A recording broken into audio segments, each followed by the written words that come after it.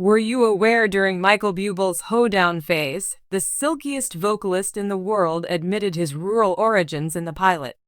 Ethan Eken's no-frills performance of Noah Kahan's Northern Attitude got him an old-school photo that you have to see to believe in season 27 of The Voice. Each coach had a chance to win over the coveted four-chair turn by enticing the singer to join their own teams.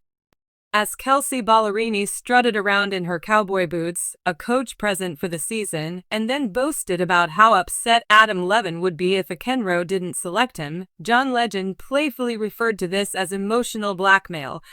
Regarding her connection to Kahan and country music in general, the Canadian singer made an earnest attempt to reassure Yoon that he loves country music. Yoon even went so far as to show a picture of a young Buble wearing a shoulder-length mullet, which caused the ballerina's jaw to drop. "I sported that mullet for most of my life," the singer explained, pointing out his resemblance. Buble has country credentials, having cooperated with musicians like Carly Pearce and Sheena Twain, and of course having worked with Reva Hafford. Legend, The Voice legend, quips to Levine, "I told you he was related to Blake Shelton, the reigning champ." There was more and less extravagance over the whole Legend's pitch. "I'm so impressed by your poise and the soulfulness of your voice. It was just a beautiful experience." He admitted that he didn't have a photo of himself with a mullet, but he admitted that he wasn't sure if that was the best way to convince her to join his team. He then brought out reinforcements, in this case a hype man, to spin a Legend's sign. In the end, though, Ekenrode chose the team without any gimmicks. "Hey, Adam," with his silky voice, Michael Buble has long been a classic S-style icon. The crooner's dapper suits and distinctive charisma have long been linked to a timeless aesthetic that evokes the golden age of swing and jazz. However, fans were taken aback when he unveiled a shocking new look, a full-fledged neck-length mullet, replacing his neatly styled waves and polished appearance. The transformation began with an enigmatic Instagram teaser. "Time for a makeover. Are you ready?"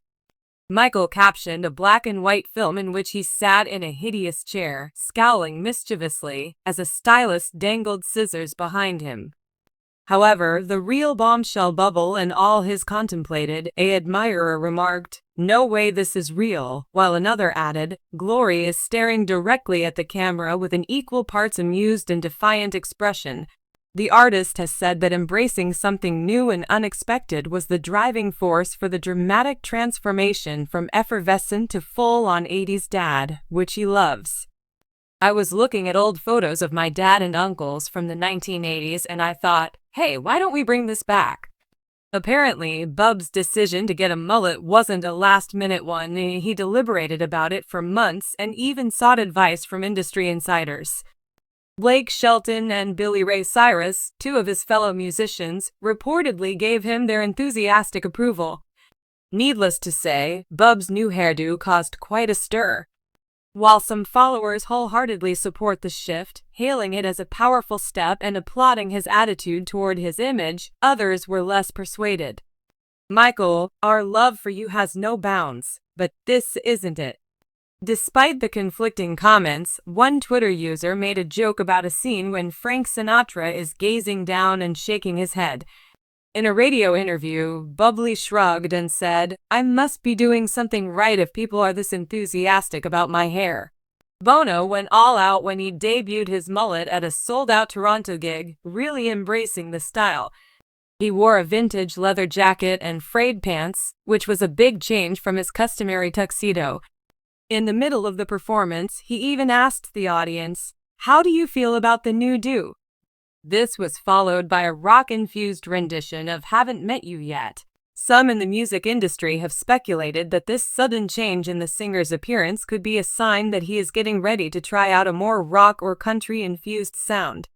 While Buble hasn't officially acknowledged any intentions for a future album, some fans have speculated that it may be a part of a complex marketing ploy.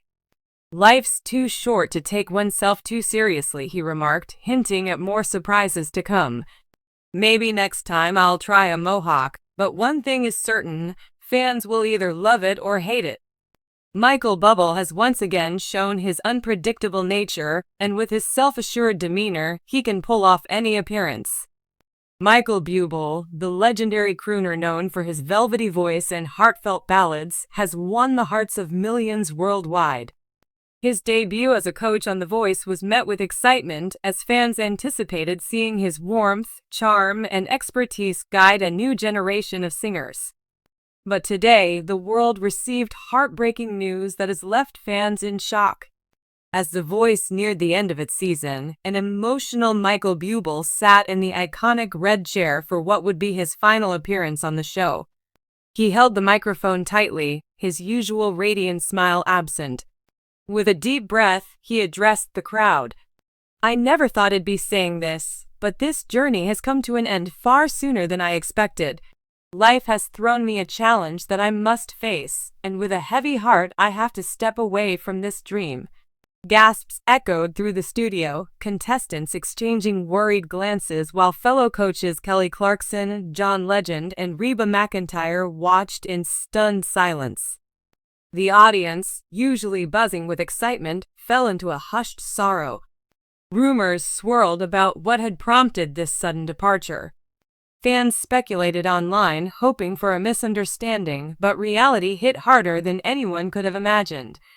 Reports surfaced revealing that Michael Buble had suffered a devastating personal loss. His beloved grandfather, the man who had introduced him to music, had passed away unexpectedly. For Michael, this wasn't just any loss. His grandfather had been his greatest inspiration, the one who had introduced him to jazz, played Sinatra records for him as a child, and supported him through every step of his career. His passing left a void that even the brightest stage lights couldn't fill. Sources close to Buble revealed that he had spent the last few weeks juggling his responsibilities on The Voice while flying home whenever possible to be with his grieving family. But the weight of his emotions became too much to bear. "Music has always been my way of expressing love, of keeping memories alive.